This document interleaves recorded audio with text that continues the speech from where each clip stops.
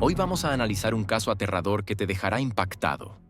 Así que mira este video hasta el final. La trágica historia que se desarrolló en 1995 en Nueva York cobró la vida de una joven de 21 años.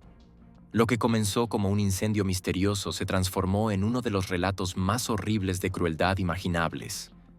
Una historia de una víctima cuyo único error fue confiar en las personas equivocadas. La brutalidad fue abrumadora.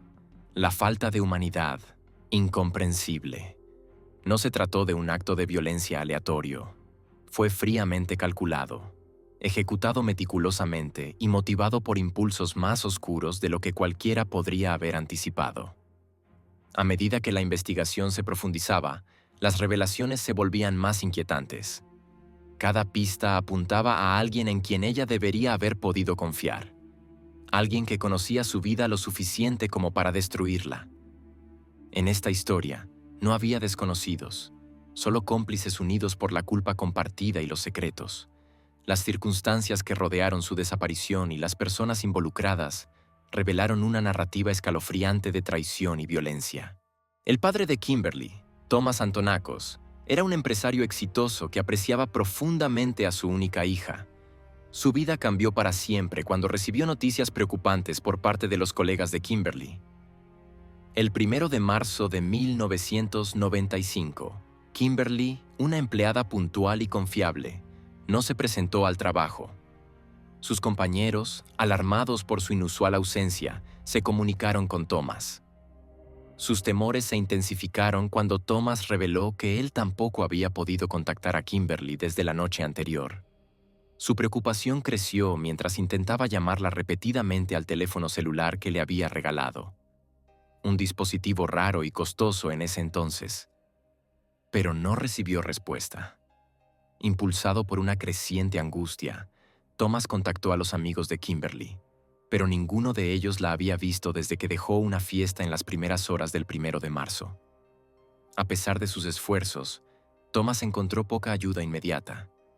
Cuando acudió a la policía, inicialmente desestimaron sus temores, sugiriendo que Kimberly, como adulta, simplemente podría haber pasado la noche en otro lugar y que regresaría pronto. Esta respuesta hizo poco para calmar los temores de Thomas, y decidió tomar el asunto en sus propias manos. Su instinto paternal y su determinación inquebrantable lo empujaron a lanzar una investigación personal.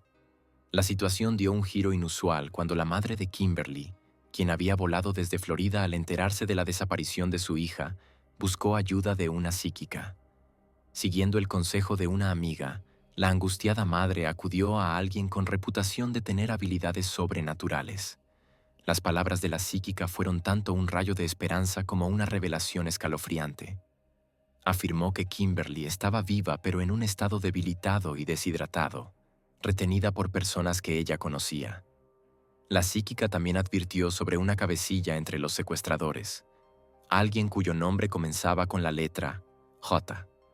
Esta información, aunque poco convencional, más tarde provocaría una protesta pública e influiría en la investigación. Kimberly Antonakos nació en 1974 en la vibrante y siempre cambiante ciudad de Nueva York, un lugar lleno de oportunidades y desafíos. Como hija única de Thomas Antonakos y su esposa, Kimberly era el centro de su mundo, y su nacimiento marcó el comienzo de un camino entrañable para la pequeña familia. Su padre, Thomas, fue un pionero en el emergente mundo de la informática, un campo que apenas comenzaba a moldear el futuro. Gracias a su arduo trabajo y éxito, Kimberly creció en un hogar que, aunque privilegiado, estaba firmemente arraigado en los valores de humildad y gratitud. Ambos padres venían de orígenes modestos y estaban decididos a transmitirle su sentido de resiliencia, integridad y bondad a su hija. La infancia de Kimberly estuvo llena de amor, estabilidad y alegría. Incluso después del divorcio de sus padres, un punto de inflexión significativo en su vida, ella logró mantener lazos fuertes tanto con su madre como con su padre. Cuando su madre eligió mudarse a Florida con una nueva pareja, Kimberly tomó la decisión consciente de quedarse en Nueva York con su padre. Esta elección reflejaba su madurez y la profunda conexión que compartía con él. Su relación se fortaleció aún más a medida que navegaban la vida juntos, y Thomas trabajaba incansablemente para brindarle a Kimberly cada oportunidad para prosperar. Desde temprana edad, la personalidad brillante y magnética de Kimberly la distinguía. Era una niña animada y extrovertida que irradiaba calidez y encanto. Su habilidad innata para conectarse con las personas la convertía en una figura querida entre amigos, familiares y maestros por igual. Sentía una curiosidad insaciable por el mundo, siempre ansiosa por aprender y experimentar cosas nuevas. A medida que Kimberly crecía, también lo hacían su belleza y gracia. Para cuando llegó a la adolescencia, se había transformado en una joven impresionante cuya sonrisa radiante podía iluminar cualquier habitación. Su belleza exterior solo era igualada por su bondad y compasión interiores. Kimberly tenía un sentido del humor agudo e ingenioso que podía hacer reír a cualquiera, y su risa contagiosa se convirtió en una de sus cualidades más entrañables. Mantenía una creencia inquebrantable en la bondad de las personas, un rasgo que la hacía tanto admirada como profundamente amada por quienes la conocían. Más allá de su encanto y calidez, Kimberly era una persona muy motivada y ambiciosa. En 1994, se inscribió en el College of Staten Island, llena de entusiasmo y esperanza por el futuro. Abrazó la vida universitaria con entusiasmo, ansiosa por ampliar sus horizontes y forjar su propio camino. Kimberly sentía pasión por sus estudios, y su determinación por tener éxito era evidente tanto en su enfoque académico como en sus metas personales. Thomas se aseguró de que tuviera acceso a una educación de calidad, actividades extracurriculares y un entorno de apoyo que le permitiera explorar sus pasiones y talentos. Un poco más tarde, Kimberly informó a su padre de una decisión que consideraba un paso natural en su vida. Quería vivir de manera independiente. Aunque esta revelación llenó a Thomas Antonakos de una mezcla de orgullo y preocupación, comprendía que su hija estaba creciendo y convirtiéndose en su propia persona. Respetando sus deseos, aunque con cierta inquietud, eligió no oponerse. En cambio, decidió asegurarse de que su nueva situación de vida fuera lo más segura y cómoda posible. Fiel a su promesa, Thomas compró un apartamento bien equipado para Kimberly en un barrio deseable de la ciudad. Para salvaguardar aún más su bienestar, Thomas tomó grandes medidas para garantizar su seguridad. El apartamento estaba equipado con un sistema de alarma de última generación, y sabiendo que a veces regresaría a casa tarde, organizó un espacio de estacionamiento en un garaje seguro justo al otro lado de la calle. Incluso le regaló tanto un teléfono celular como un localizador, un lujo raro en ese momento, para que pudieran mantenerse en contacto constante. Su meticuloso cuidado era un testimonio de su profundo amor y preocupación por su hija, particularmente por su limitada experiencia con el mundo más allá de su crianza protegida. Kimberly, sin embargo, estaba decidida a forjar su propio camino. No solo se destacaba académicamente, sino que también trabajaba a tiempo parcial para apoyar su independencia. A pesar de las ofertas de su padre para involucrarla en el negocio familiar, Kimberly eligió perseguir sus propias ambiciones. Consiguió un puesto de medio tiempo como contadora en una firma respetada, equilibrando su trabajo con sus estudios universitarios. Durante este tiempo, disfrutó de la vida típica de una estudiante universitaria. Asistía a fiestas, socializaba con amigos y abrazaba la independencia que tanto había buscado. A pesar de las sugerencias ocasionales de su padre para que regresara a casa, se mantuvo firme en su decisión de quedarse por su cuenta. Su deseo de independencia, sin embargo, llevó a un giro inesperado y devastador a principios de 1995. La naturaleza amable y confiada de Kimberly se manifestó cuando ofreció su hogar a una amiga, Liz Pace, y a la familia de Liz mientras su apartamento estaba siendo renovado. El apartamento de Kimberly se convirtió en un espacio animado y acogedor, lleno de comidas compartidas, risas y compañía. Una noche, Kimberly y Liz decidieron asistir a una fiesta juntas.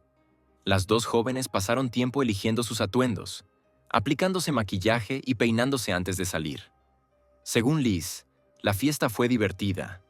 Las amigas bailaron, rieron y disfrutaron del momento. Más tarde, Kimberly las llevó de regreso a casa en su Honda Accord blanco del año 1994. Sin embargo, Kimberly no acompañó a Liz al apartamento esa noche. Mencionó que tenía asuntos pendientes por resolver y se marchó después de abrazar a su amiga. Esa fue la última vez que Liz vio a Kimberly. Cuando Kimberly no regresó a casa ni se puso en contacto con nadie, su padre, consumido por la preocupación, fue al garaje cercano a su apartamento. Allí hizo un descubrimiento inquietante. El coche de Kimberly no estaba. En el suelo del garaje, cerca de una pared, notó un objeto pequeño y brillante, un pendiente de oro. Al reconocerlo como parte de un juego que él mismo le había regalado a Kimberly, lo guardó en el bolsillo y se dirigió a su apartamento, con la esperanza de obtener respuestas. Para su consternación, Kimberly no estaba en casa. En su lugar, encontró a Liz, a su novio Joshua Torres y a su hijo pequeño, todos los cuales expresaron sorpresa y preocupación por la ausencia de Kimberly. Joshua se ofreció a ayudar en la búsqueda de Kimberly, alegando que ya había estado tratando de encontrarla. Thomas, impulsado por la desesperación, fue urgentemente a la policía. Insistió en que algo le había pasado a su hija, pero los agentes mantuvieron su postura de que ella podría haberse marchado voluntariamente y regresaría pronto. Frustrado pero decidido, Thomas decidió seguir él mismo los pasos de Kimberly. Volvió a visitar a Liz, quien confirmó que el pendiente de oro que Thomas había encontrado pertenecía efectivamente a Kimberly y que lo había usado la noche de su desaparición. Thomas entonces emprendió una búsqueda incansable, visitando los lugares que Kimberly solía frecuentar y hablando con numerosas personas para reconstruir sus últimos movimientos conocidos. Mientras tanto, Joshua sugirió buscar el coche de Kimberly, pensando que eso podría dar alguna pista. Con cada hora que pasaba, la determinación de Thomas se hacía más profunda. En su tercera visita a la comisaría, se mostró inquebrantable en su empeño de que las fuerzas del orden actuaran de inmediato. Su persistencia finalmente atrajo la atención de un detective que, conmovido por la angustia del padre, aceptó investigar, a pesar de que el protocolo indicaba lo contrario. El primer paso del detective fue reconstruir las actividades de Kimberly el 28 de febrero. Por la mañana había asistido a la universidad y después fue a su trabajo de medio tiempo. Tras trabajar durante varias horas, regresó a casa, donde cenó con unos amigos. Más tarde esa noche, asistió a la fiesta con Liz. La línea de tiempo situaba a Kimberly y Liz de regreso en el apartamento alrededor de las 4 de la mañana. Liz entró, pero Kimberly se dirigió al garaje, citando asuntos urgentes que seguían siendo un misterio. En el apartamento y en el garaje asociados con la desaparición de Kimberly Antonakos, la policía realizó una búsqueda minuciosa, pero no encontró pruebas ni signos de lucha. No había huellas dactilares ajenas, lo que sugería dos posibilidades. O bien la escena había sido limpiada meticulosamente, o el autor había actuado usando guantes. Sumando al misterio, tanto el coche de Kimberly como quien lo conducía parecían haberse desvanecido sin dejar rastro. La única pista física era el pendiente de oro que su padre había encontrado cerca de la pared del garaje. Los investigadores también examinaron la actividad financiera de Kimberly, analizando su cuenta bancaria en busca de pistas. La última transacción registrada con su tarjeta bancaria se realizó la noche anterior a su desaparición, lo que descartaba eficazmente la posibilidad de que Kimberly se hubiera fugado por voluntad propia. Ante estos hallazgos, los detectives empezaron a sospechar que se trataba de un acto delictivo y teorizaron que Kimberly había sido secuestrada. A medida que la investigación cobraba impulso, se sumaron más agentes al caso. Con pocas pistas que seguir, las autoridades consideraron de manera no oficial la información proporcionada por la vidente consultada por la madre de Kimberly. Aunque tales prácticas no forman parte del procedimiento estándar, no es inaudito que en casos con escasa evidencia las autoridades recurran a personas con supuestas habilidades psíquicas. Aunque estas colaboraciones rara vez se hacen públicas, a veces proporcionan ideas útiles. Los primeros testigos entrevistados fueron los huéspedes de Kimberly, Liz y Joshua. Sus testimonios aportaron detalles importantes pero desconcertantes. Los detectives descubrieron que en la mañana del 1 de marzo se habían realizado 65 llamadas desde el teléfono fijo de Kimberly. Este detalle sorprendió a los investigadores, pero Joshua explicó que él había hecho las llamadas. Afirmó que estaba tratando de contactar a amigos y conocidos para averiguar por qué Kimberly no había regresado a casa la noche anterior. Joshua enfatizó que Kimberly era como una hermanita para él y que estaba profundamente preocupado por su seguridad. El testimonio de Liz también resultó invaluable para reconstruir la apariencia de Kimberly la noche en que desapareció. Describió la ropa que Kimberly llevaba puesta, lo que permitió a las autoridades elaborar una descripción detallada para un anuncio público. Además, se identificaron tatuajes distintivos en el cuerpo de Kimberly como marcadores. Uno de ellos, que representaba su signo zodiacal, era un escorpión. El otro, ubicado en su cintura, era un símbolo de infinito estilizado como dos figuras desnudas colocadas en paralelo. Estas marcas únicas fueron cruciales para los esfuerzos de identificación. Los detectives iniciaron una búsqueda extensa del coche desaparecido de Kimberly, revisando depósitos de chatarra, talleres ilegales y otros lugares donde los vehículos podían ser desmantelados o vendidos. A pesar de sus esfuerzos, no se encontró ningún rastro del vehículo. También intentaron rastrear su teléfono móvil, pero esta línea de investigación no produjo resultados. Los investigadores instaron al padre de Kimberly, Thomas, a prestar especial atención a cualquier carta o llamada telefónica inusual que pudiera recibir, ya que los secuestradores a menudo se comunican con los familiares para exigir rescates. Sin embargo, no se produjo ninguna comunicación de ese tipo, dejando a la familia Antonakos en un doloroso estado de incertidumbre. Todo cambió en las primeras horas del 4 de marzo. Alrededor de las 2 de la mañana, los servicios de emergencia recibieron un informe de un incendio en una gran casa abandonada ubicada en el número 86 de la avenida Woodhaven, en Queens. El incendio requirió los esfuerzos de varios equipos de bomberos para ser controlado. Una vez extinguido, los bomberos hicieron un macabro descubrimiento en el sótano: un cuerpo calcinado. Los expertos forenses determinaron que los restos pertenecían a una mujer de aproximadamente 20 años. Aunque el cuerpo estaba gravemente quemado, algunas características distintivas sobrevivieron, incluyendo una porción de cabello largo y negro y restos de cinta adhesiva alrededor de la cabeza de la víctima. Sus piernas habían sido atadas y sus manos estaban amarradas detrás de la espalda. El aspecto más horroroso del hallazgo fue revelado durante la autopsia. La evidencia sugería que la mujer había estado viva cuando comenzó el incendio, ya que sus pulmones estaban llenos de humo. Había sido quemada viva, un detalle que horrorizó a los investigadores y subrayó la crueldad del crimen. Inicialmente se creyó que el cuerpo pertenecía a Kimberly, pero se necesitaba la confirmación mediante el cotejo de registros dentales. Los especialistas también señalaron la presencia de tatuajes que coincidían con las descripciones proporcionadas por los seres queridos de Kimberly: el escorpión y el símbolo de infinito. Una comparación posterior con los registros dentales de su clínica confirmó los peores temores de su familia y del equipo de investigación. Kimberly Antonakos había sido encontrada muerta. La ubicación del cuerpo de Kimberly y las circunstancias de su hallazgo apuntaban a un acto deliberado de juego sucio. El olor a gasolina persistía en el aire, y era evidente que el incendio había sido provocado intencionalmente para destruir pruebas.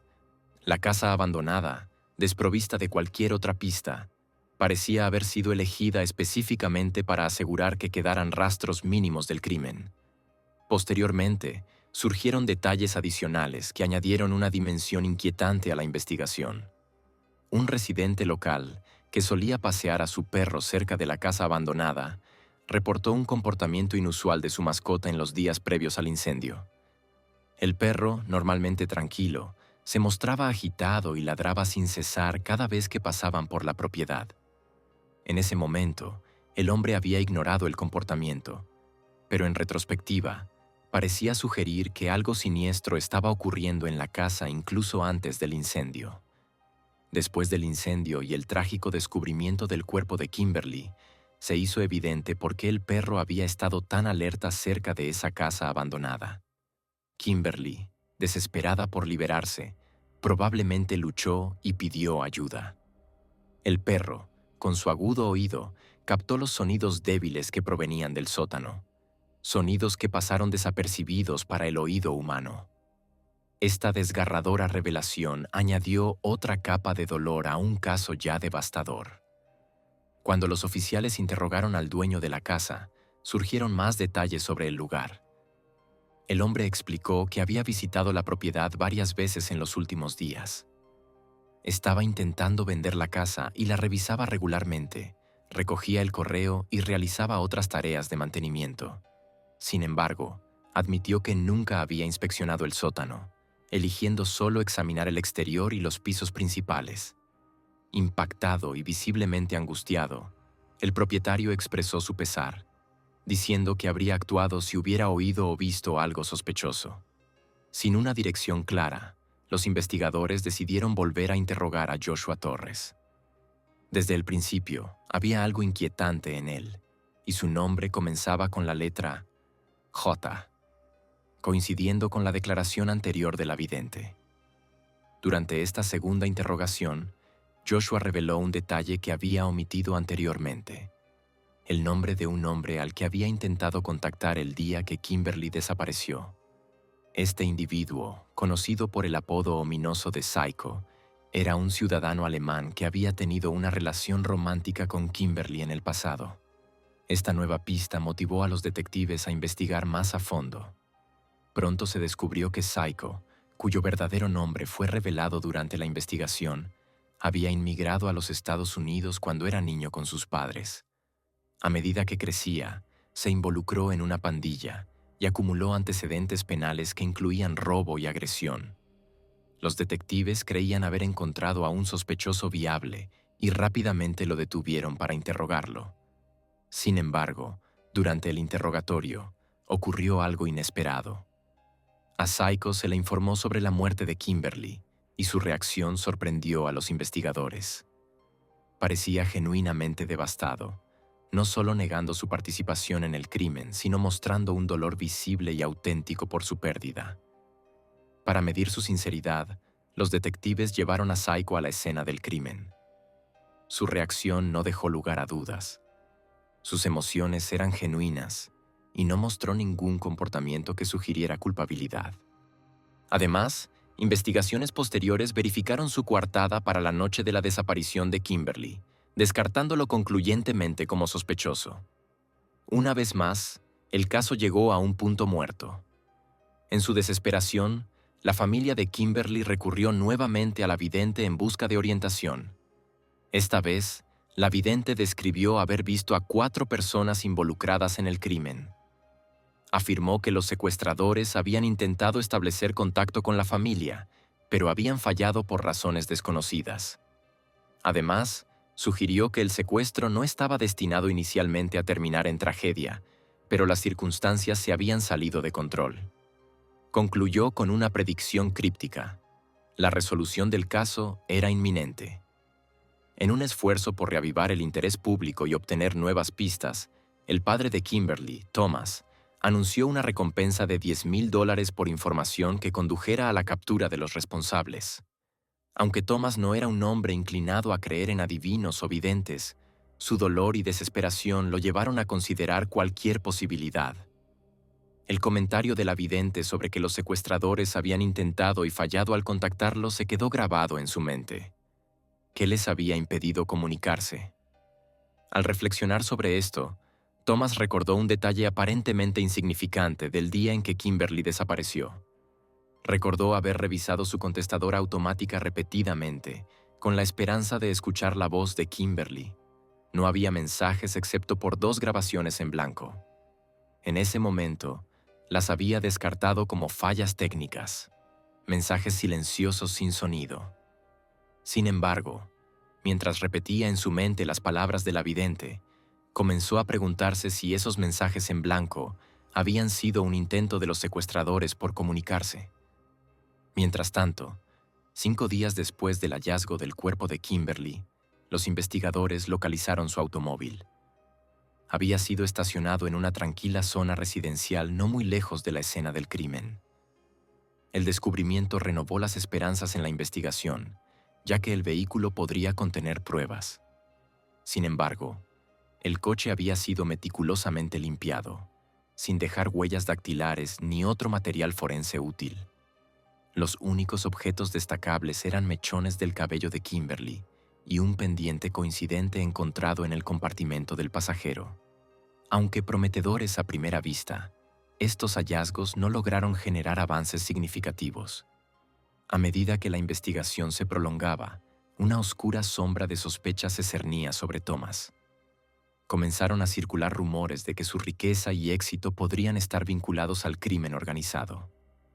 Algunas personas en su círculo social incluso sugirieron que sus supuestas conexiones con el bajo mundo habían traído la tragedia a su familia. Estas acusaciones, aunque infundadas, añadieron una carga adicional a un padre ya destrozado por la pérdida de su hija. Thomas, un hombre íntegro, estaba devastado por las insinuaciones de que su éxito había contribuido de algún modo a la muerte de Kimberly. La especulación implacable y la falta de avances en la investigación dejaron a los seres queridos de Kimberly sumidos en la angustia. A pesar de estos desafíos, Thomas permaneció firme en su determinación de descubrir la verdad.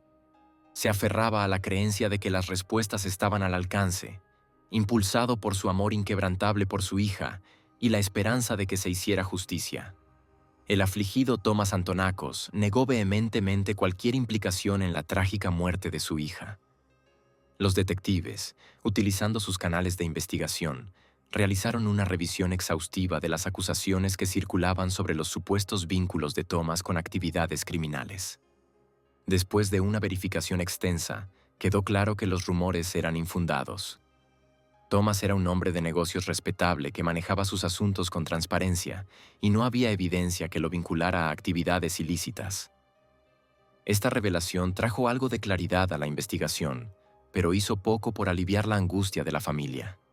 En julio de 1995, se produjo un giro inesperado en el caso cuando la policía arrestó a un joven por robo en una vivienda de la ciudad de Nueva York. Durante el interrogatorio, el detenido ofreció información sorprendente sobre el asesinato de Kimberly Antonakos. El sospechoso afirmó haber escuchado de un conocido que algunos de sus amigos habían secuestrado y luego matado a Kimberly quemándola viva. El nombre que proporcionó sacudió al equipo investigador. No era otro que Joshua Torres, el mismo hombre que había estado viviendo en el apartamento de Kimberly, ayudando en la búsqueda y presentándose como un amigo preocupado. Los detectives no perdieron tiempo y llamaron a Joshua para interrogarlo nuevamente. Torres inicialmente mantuvo su inocencia, negando cualquier implicación en el crimen. Sin embargo, durante el interrogatorio cometió un desliz crucial. Al intentar desviar sospechas, comentó: «Si yo hubiera sido el secuestrador, le habría dado de comer a Kim». Esta frase aparentemente casual llamó de inmediato la atención de los detectives. Las circunstancias de la muerte de Kimberly, específicamente su deshidratación y hambre, no se habían hecho públicas, ni siquiera se habían revelado a su padre. Solo alguien con conocimiento íntimo del crimen podría haber sabido eso. A pesar de esta revelación, los investigadores sabían que necesitaban pruebas más contundentes para acusar formalmente a Joshua. Al investigar su pasado, encontraron un historial preocupante. Torres tenía antecedentes penales con múltiples arrestos y no contaba con empleo estable. Vivía a expensas de su novia, Liz, quien era compañera de piso de Kimberly. Mientras Liz trabajaba para sustentar el hogar, Torres pasaba gran parte del tiempo cuidando de su hijo. Este arreglo le dejaba mucho tiempo libre para planear y ejecutar un crimen. El conocimiento que Torres tenía de la rutina diaria de Kimberly lo convertía en el perpetrador ideal. Sabía cuándo y dónde encontrarla, y tuvo la oportunidad de esconderla en la casa abandonada, donde más tarde se halló su cadáver. Sin embargo, quedaba una pregunta crítica sin resolver. ¿Por qué no pidió un rescate? Los investigadores plantearon la hipótesis de que algo salió mal durante el secuestro, lo que llevó a Torres y sus cómplices a abandonar su plan original y deshacerse de Kimberly de manera tan macabra. Mientras los detectives profundizaban, analizaron las llamadas telefónicas que Torres hizo en la mañana del 1 de marzo. Contrario a lo que había afirmado inicialmente, esas llamadas no fueron a contactos de Kimberly, sino a una serie de números aleatorios sin relación aparente con ella. Además, un examen de la actividad de su buscapersonas reveló varios mensajes crípticos enviados ese mismo día, lo que aumentó aún más las sospechas. La evidencia en contra de Torres siguió acumulándose, y los detectives finalmente consideraron que tenían lo suficiente para enfrentarlo. Esta vez, lo pusieron al tanto de que el exnovio de Kimberly, quien había sido un sospechoso en un principio, había sido completamente descartado. Lo presionaron con una serie de preguntas estratégicamente preparadas, y bajo esa presión, comenzó a ceder. Torres admitió saber del secuestro de Kimberly y se declaró culpable de actuar como cómplice. Sin embargo, insistió en que no había anticipado que los hechos tomarían un giro tan trágico. Según Torres, el plan original era sencillo: exigir un rescate y liberar a Kimberly una vez que se pagara el dinero. Pero el plan se vino abajo cuando los secuestradores se sintieron frustrados por lo que percibían como una falta de respuesta de parte de Thomas. En realidad, Thomas no había recibido ningún mensaje de rescate. Aunque los secuestradores habían dejado una grabación en su contestadora, el mensaje no se salvó, probablemente debido a un error técnico. Creyendo que Thomas ignoraba sus demandas, los secuestradores entraron en pánico. La intensa atención pública tras la desaparición de Kimberly, sumada a los informes mediáticos que mencionaban el comentario de la psíquica sobre un sospechoso cuyo nombre empezaba por J, solo aumentó su temor. Sintiendo que estaban acorralados, decidieron matar a Kimberly y destruir las pruebas incendiando la casa abandonada. Torres añadió que los secuestradores habían empezado a volverse paranoicos debido a la amplia cobertura mediática sobre el caso. La mención de un sospechoso cuyo nombre empezaba por J había sido un golpe directo, lo que incrementó su sensación de vulnerabilidad. El efecto dominó de estos sucesos creó una secuencia trágica, casi mística, un círculo vicioso que, en última instancia, condujo a la muerte de Kimberly.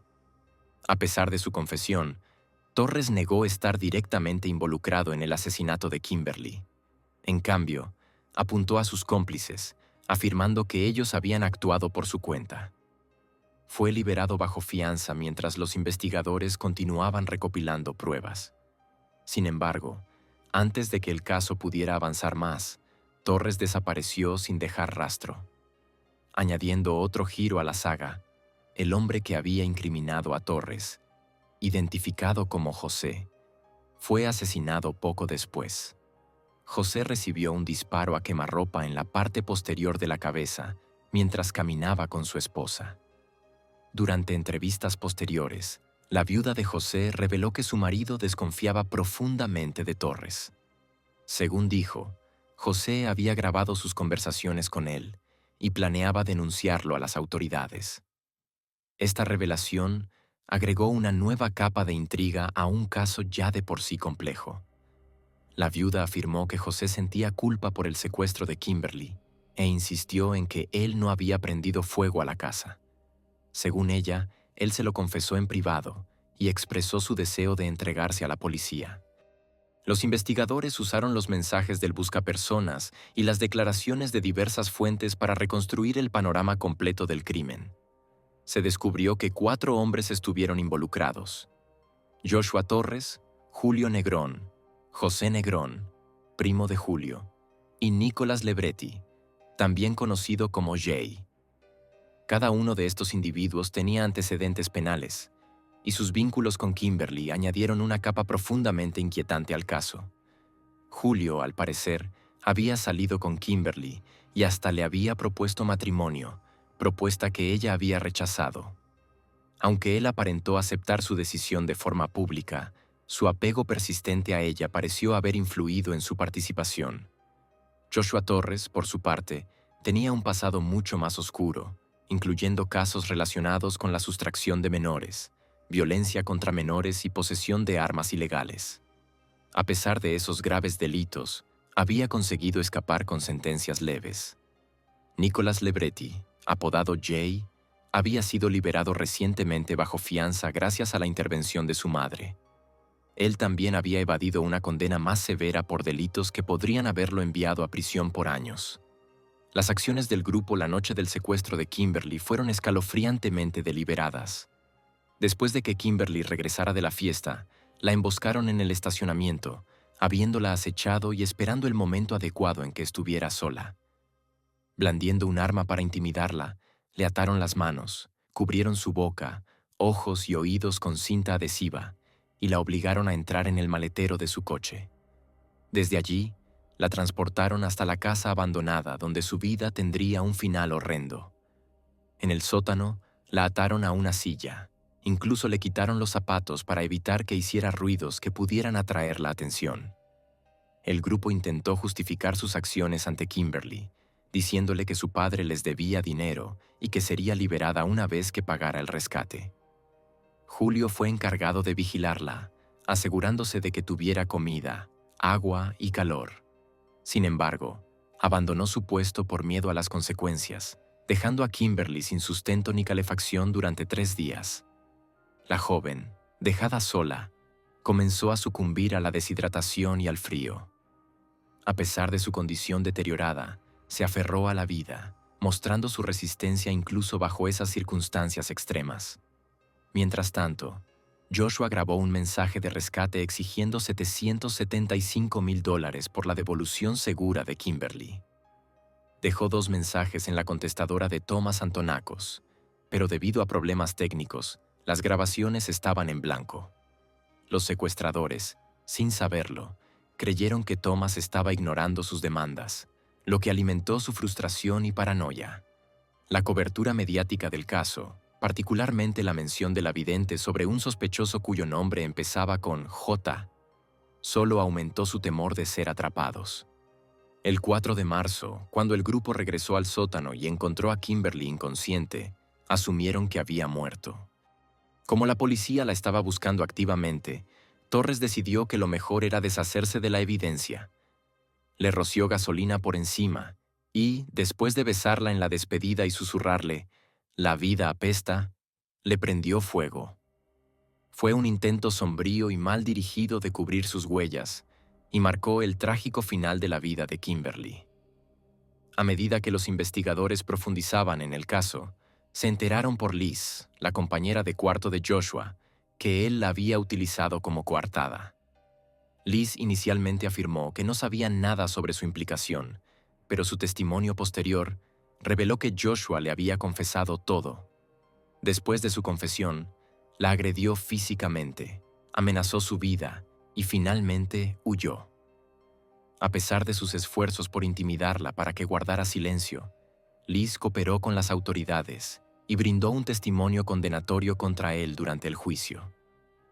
La investigación del caso también vinculó a Joshua con el asesinato de José Negrón, quien lo había acusado de orquestar el secuestro de Kimberly. José recibió un disparo en la nuca mientras caminaba con su esposa en un claro estilo de ejecución. Antes de su muerte, José aparentemente había grabado conversaciones con Joshua con la intención de denunciarlo. Aunque Joshua seguía siendo sospechoso del asesinato de José, los investigadores no contaban con pruebas suficientes para acusarlo formalmente. El arresto de Joshua marcó un punto de inflexión en el caso. Al enfrentarlo con las pruebas en su contra, intentó desviar la culpa hacia sus cómplices. Los investigadores aprovecharon esta estrategia, enfrentando a los antiguos amigos entre sí. Julio finalmente decidió cooperar con las autoridades, proporcionando un testimonio crucial que condujo a la condena de Joshua.